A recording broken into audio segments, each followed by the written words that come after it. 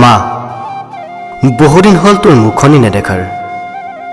মই বিহীন সময়ত তই কিদৰে থাক সেয়া তোৰ বাদে কোনেও নুবুজিব। মই ভূমিষ্ঠ হোৱাৰ প্ৰাক্ষণত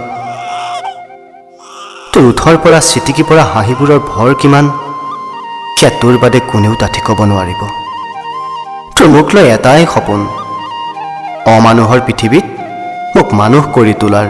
তোৰ সুকোমল দুহাতৰ স্পৰ্শত মই বাঢ়ি আহিছোঁ আৰু তোৰ আঙুলি মূৰত ধৰি চুই চোৱাৰ প্ৰয়াস কৰিছোঁ সুবিশাল আকাশৰ সমগ্ৰতাক।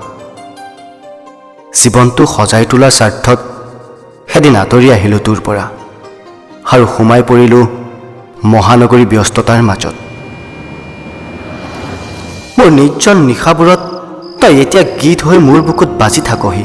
মোৰ প্ৰতিটো কবিতাৰ তই যেন একো একোটা শব্দ। মা, বহুদিনেই হ'ল তোক নেদেখাৰ। মই বিহীনতাত তোৰ বুকুত মোৰ শৈশৱে বৰ আমনি কৰে চাগে ন? মই জানো তই নকলেও বুজি পাওঁ মই বিহীন ক্ষণবোৰ তোৰ কিমান সুমধুৰ।